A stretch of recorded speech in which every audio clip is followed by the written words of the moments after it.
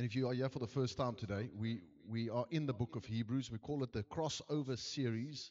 Well, that's an overarching theme because the word Hebrews means to cross over, river crosser. Those that go from one side of the river to the other side of the river. Those that go from unsaved to saved. Those that go from Egypt to the promised land. Those who cross the Red Sea, those who cross the Jordan, the crossovers. Okay, so that's why. So in Hebrews 2:11 this morning, it it reads as follows, and we're going to get there. Thank you very much. No, don't worry, it's not there. I didn't put it there. I'm going to read it for you.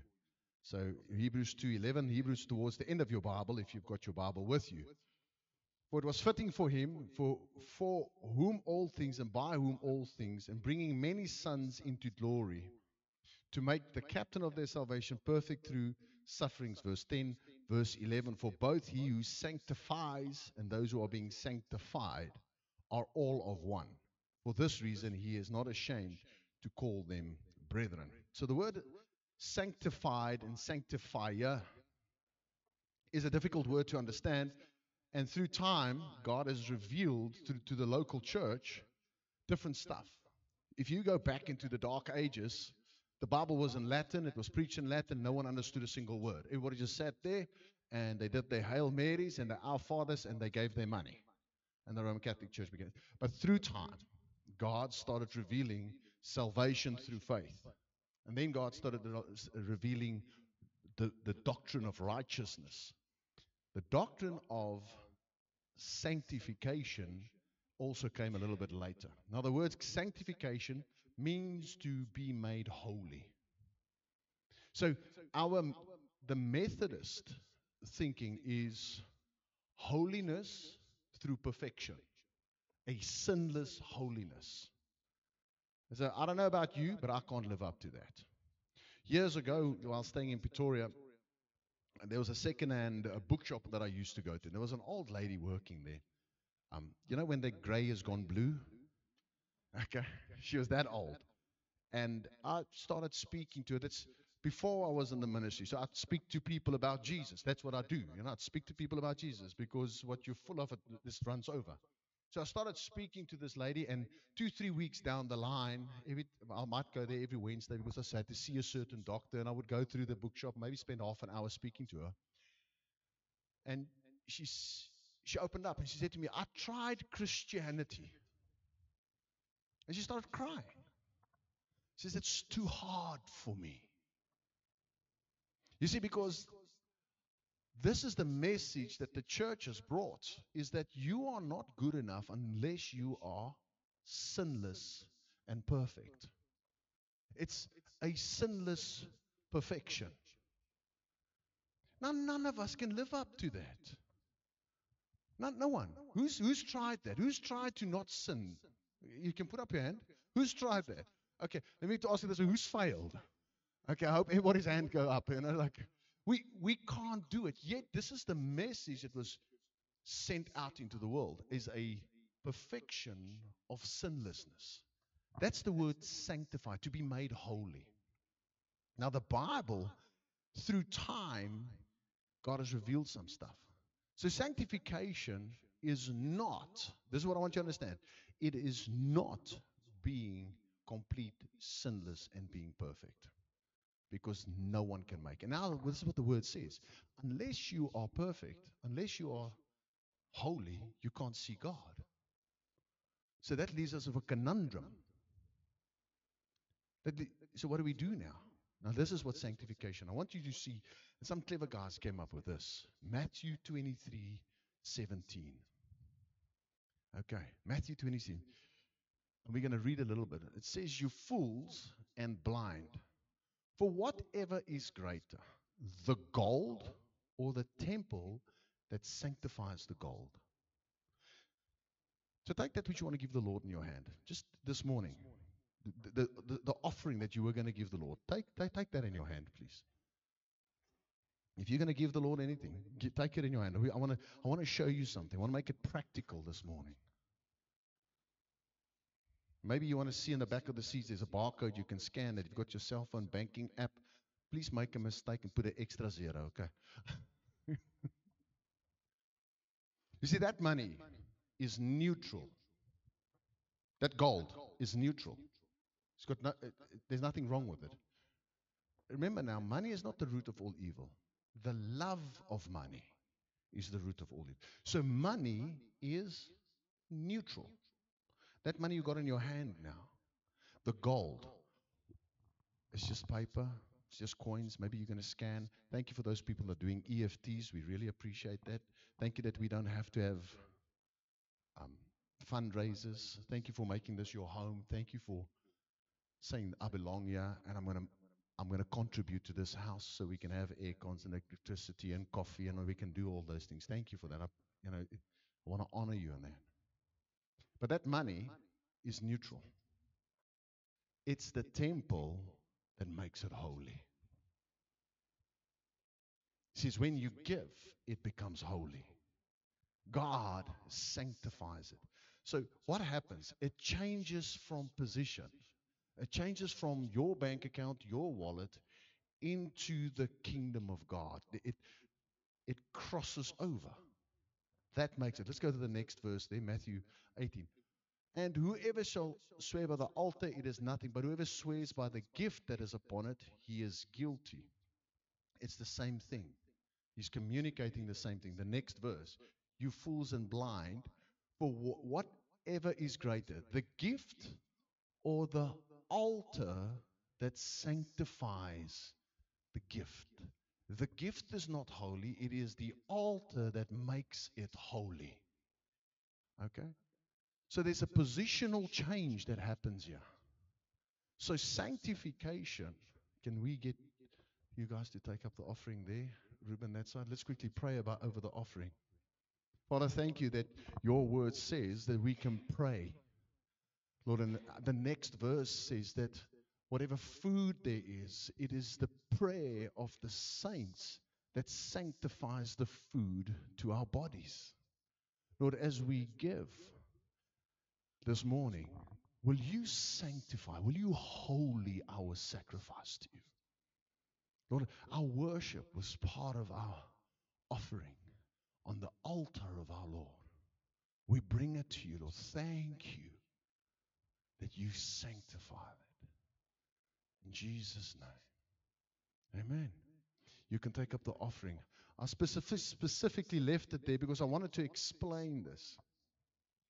You can go to the next verse there. Sanctification. For every creature of God is good and nothing to be refused if it's received with thanksgiving. So sanctification is, there's a positional change. When you were unsaved, now many of us were unsaved. I hope everybody here is saved. And if you're uncertain whether you're saved or not, then you're not. Because the Bible says very clearly that your spirit and the Holy Spirit will testify that you are a child of God. That's number one. Number two, your will. God works on the activation of your will. Okay, so there was a time and a day that I decided to believe in Jesus. And that he was born of a virgin, that he died on the cross, that he rose again. Then you are born again. There's a positional change that happens then. God takes you from the miry clay and he puts you on the rock. It's a positional change. You were lost, but now you are saved.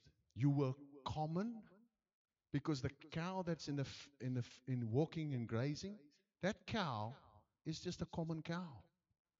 But on the altar, he becomes a holy sacrifice. There's a positional change that happens. So it changes position. But that's not the only part of sanctification. Sanctification also has a dispositional change. Your disposition, where your heart is at, changes. Romans 6, verse 19. If you can go to Romans 6, verse 19 there for me, please. Okay, I speak after the manner of men because of the infirmity of your flesh.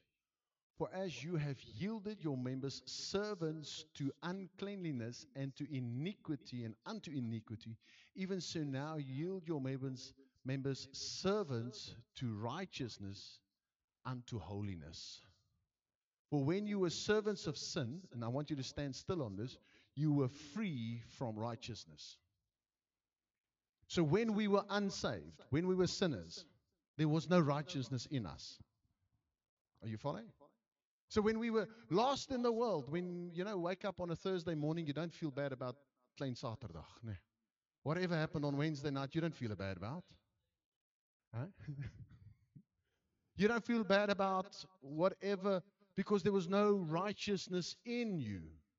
So what this scripture says, the converse is true. Go for the next part. For the fruit that you have then in those things whereof you are now ashamed, for the end of those things are death. Did you jump a verse there? Sorry, Skull. Just go one back for me, please. Okay, sorry. Okay, go to verse 22 then. But now being made free from sin. So now that we are, remember when we were slaves to sin, we were free of righteousness. Now that we are free from sin, we become servants to God, and you have the fruit unto holiness, sanctification, sanctified. You are sanctified, and the everlasting life. So when I was a sinner, I was free of unrighteousness, of righteousness. Now that I'm not a sinner, are you a sinner? All the sinners just put up their hands. Just put up. Okay, we've got a problem. We've got a huge problem. Because the Bible says that if you are saved, you're no longer a sinner. You're a saint. That was a trick question. You see, the Bible, the New Testament, is written to the saints. So this book is written to the believers, not the unbelievers, written to the believers, the saints. So I'm going to ask the question again. All the sinners put up their hands. Okay. All the saints, would you put up your hands? Yeah, now you're getting it. Put up your hand. Because if you believe in Jesus, you're a saint. Now that you're a saint, you are free of unrighteousness. You are sanctified. It's a change in position. Now what he starts doing is I'm going to work on your nature. The positional change that's taken place. Now the dispositional change needs to take place. Sorry, excuse me. I'm just a bit out of breath. So, who is the one that sanctifies? Let's go to that. The sanctifier. Jesus is the sanctifier. Now, Jesus, when he was born as a man, did not qualify to be our sanctifier. He had to go through a process because there was a part that was born of God and there's a part that was born of man. He had double nature. He wasn't qualified to be our sanctifier because the part that is born of man, flesh part, need to be made holy. It needed to be sanctified. It needed to, did Jesus sin? No, he never sinned. But that part, the flesh man, had to be born again. So when Jesus was resurrected from the dead, he went from being the only begotten to the firstborn of God. His whole being is now born again. Are you guys following me? Okay. The same, we have got, our flesh part needs to be born again. So therefore, the minute we get born again, we become the many brothers in Christ. So Jesus had to go through the qualification. He had to be incarnated. He needed to be crucified. He needed to be resurrected. He needed to be glorified. And he needed to be exalted. And then he became qualified to be our sanctifier. So Jesus is the one that sanctifies. That says, Jesus is the one that makes you holy. Not your works, not your deeds, not living a perfect life, not getting it right all the time, sinless, because then we'll all fail and none of us can go to heaven and none of us can see God and none of us can stand in His glory because our flesh can't stand there, our sin can't stand there. So Jesus made this way. So He sanctifies us. He takes us from there and He puts us in this place.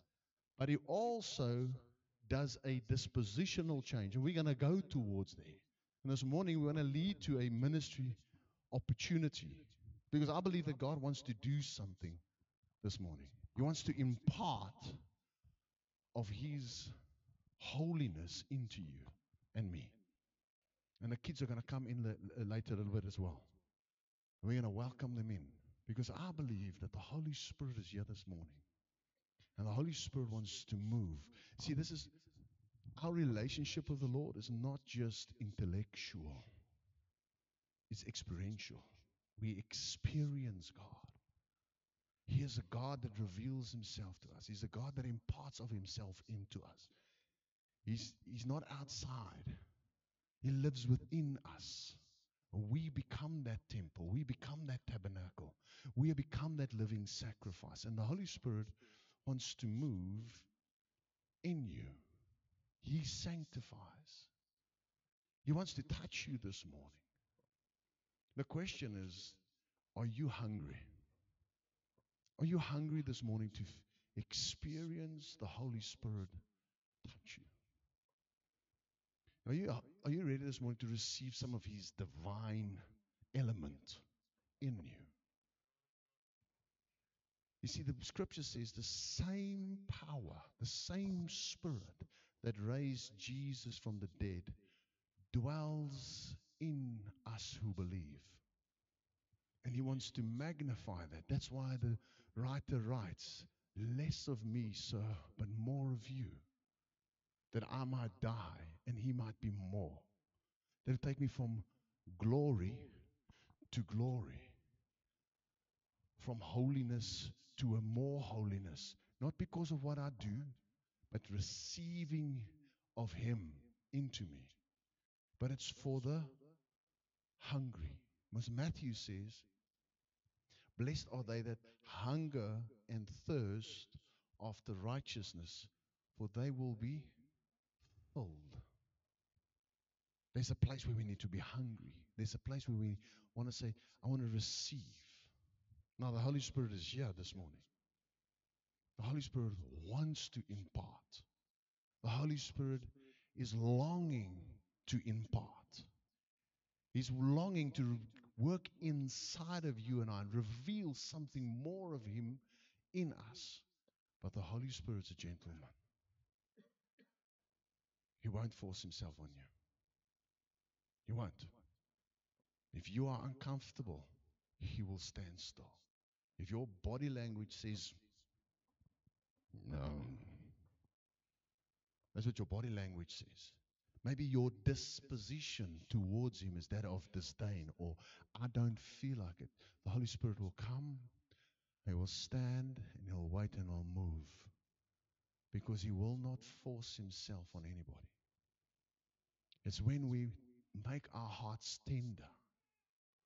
We say, Lord, I'm going to look past all these other things. This morning, I want You to work inside of me. I want You to work on my disposition. I want You to do the work of holiness, the work of sanctification inside of me so that I can feel clean, that I can feel worthy, that I can feel holy.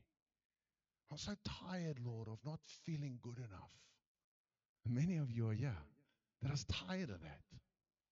You're so tired of just struggling and trying to please God. So trying to get things right. You're so tired of it. Just like that old lady said, I tried it, but it's too hard for me. I tried to stop swearing. I tried to stop this. I tried to stop that. God is not concerned about that. He wants to work on your disposition towards Him. He wants to come in. He's the sanctifier. Go to our next. I will declare the decree the Lord has unto me. Thou art my son, this day I have begotten thee. Spoke about, David writes Psalm 2, verse 7, saying, this is the prophecy of the sanctifier. The next verse is in Acts. And God has fulfilled the same unto us, the children, in that he has raised up Jesus again, and is also written in the second Psalm, thou art my son, today I have begotten thee. You see, Jesus is the sanctifier and is qualified to be our sanctifier. Go to the next slide, please. The sanctified. The sanctified is you and I. You can put up the scripture for us. Thank you so much. 2 Corinthians 3, verse 18. But we all, with open face, beholding as in a glass the glory of the Lord, are changed into the same image from glory to glory, even as by the Spirit of the Lord, by the Holy Spirit. So God wants to change the internal nature of us by the Holy Spirit, the Spirit of the Lord. Can you see it's not by works? It's not by putting up your smile, acting right, being polite, trying to work hard on the fruit of the Spirit. Who's done that? Kindness and mercy and loving and forgiving and long suffering but I'm not alone in that, eh? And we try so hard to be Christ-like. But he says this, it is the divine nature, the divine element in you that changes you. So the Holy Spirit this morning wants to come and deal with some stuff. Maybe it's your temper this morning. Maybe you're battling with anxiety. Maybe you're worried. Maybe, you know what, you are so agitated. Maybe it doesn't matter what it is. The Holy Spirit is here this morning. Hebrews 2:7-4. Wherefore, in all things, behoved him to make us like unto his brethren, that he might be merciful and faithful high priest in the things pertaining to God, and making reconciliation for the sins of the people. What qualifies you to be sanctified? This is important. I want you to understand that. Because Jesus had to go through a process to qualify as the sanctifier. What qualifies you and I to be sanctified? What is the quality control that must come past so that God can say, I can sanctify him. I can sanctify him. I can sanctify him. This is what qualifies you. Jesus paid the price. That's what it says there. Reconciliation for our sins. Jesus paid the price. That qualifies you. So whether maybe you've walked in this morning and you still hung over from last night. I hope there are people like this in church that are still hung over from last night. I want those people, please, bring them to church. Bring them. They're still hung over from last night. Whose pupils are still dilating from last night. Bring them to church. Please.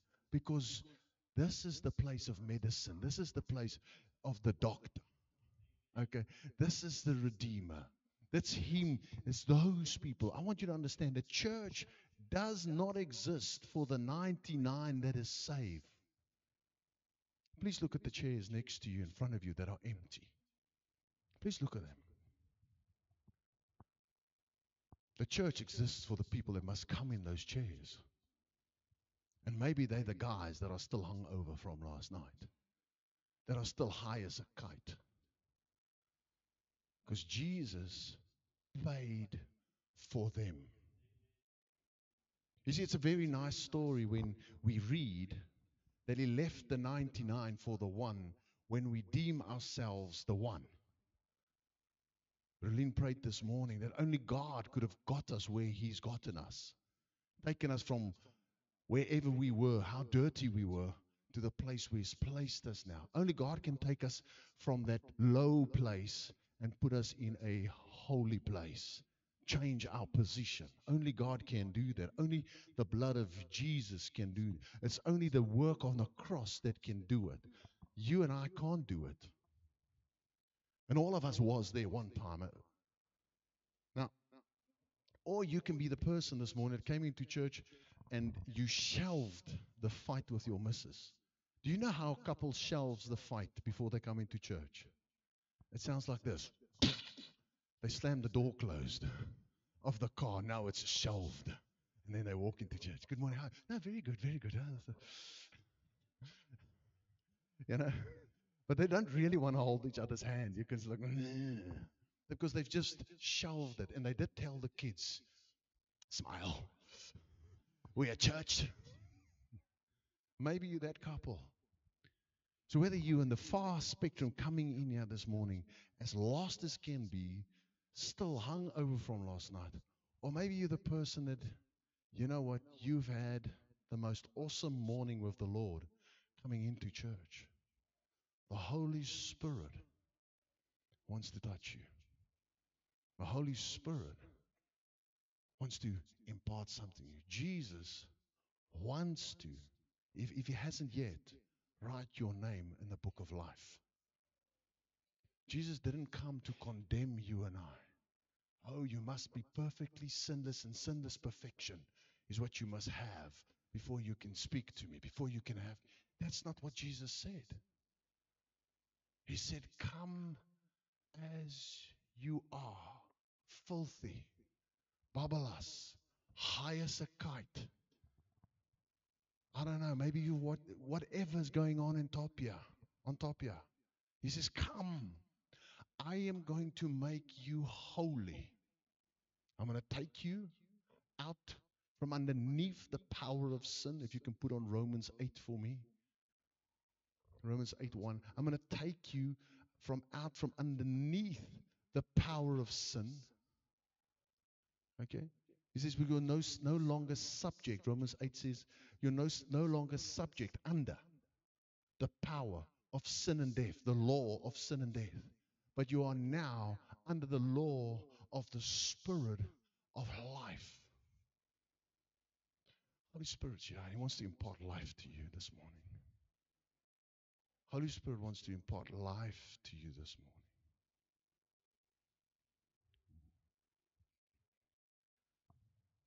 I want to ask you. I want to tell you that you are qualified because Jesus died on the cross. He made the payment for the debt. He went before the Father and He spoke on behalf of you and I regarding our problems with God. When we were sinners, we were at war with God. But now that we are saved, Jesus made that. And maybe you're sitting here this morning and you are uncertain. There's just some little doubt in the back of your mind. Am I a child of God? I want you to understand, Jesus, when you and I accept the Father, just put the music softer for me at the back there, please. So Jesus, when we are saved, says, I call you brother. He's not ashamed. Why? Because what God comes and does changes your nature, and we become from the same Father. We become family because our life source, that which where we're born from, is the same Father. John 1 says, as many as would receive Him. I want to ask you to close your eyes, please. If you would open your hands, I would appreciate that. In a receiving place. Every head bowed, every pair of eyes closed. We're first going to pray a prayer of salvation. Or maybe there's somebody here that is uncertain whether they be saved or not. And after that, we're going to make an altar call. If you want the Lord to touch you. If you want the Lord to work on the inside of you, we're going to invite you to the front. But let's first pray together. Maybe this morning you're not certain whether you are saved. In this house, in this family, we pray together. Dear Lord Jesus, I come to you this morning and I surrender my life to you. I invite you in. Come live inside me. I receive you as my Lord, as my Savior, as my sanctifier. Thank you for saving me now. In Jesus' name. Every head bowed, every eye closed. If you've prayed that for the first time today, I'm not going to ask you to come to the front. All I want you to do is just make eye contact with me. Just make eye contact. Thank you. Thank you. Just make eye contact with me. Thank you so much. Father, we thank you for the work that you are doing right now. Lord, as we stand up, and I want to ask you to stand up. Please, would you stand to your feet? Everybody, would you stand to your feet? I want you to remain in a place of reverence and sensitivity and awe of the Lord. Father, your word says that you are our sanctifier. While we worship, while we're going to sing one more song, and we might drag it out a little bit this morning, because I trust the Lord. I believe the Lord wants to touch people this morning. If you long for the Lord to do a work in you this morning, will you come to the front while we sing? Thank you, Brad. Father, we thank you so much for your presence. We thank you so much for your presence. Thank you, Lord, as people come forward, Lord, that your Holy Spirit will touch them. Your Holy Spirit will work on them.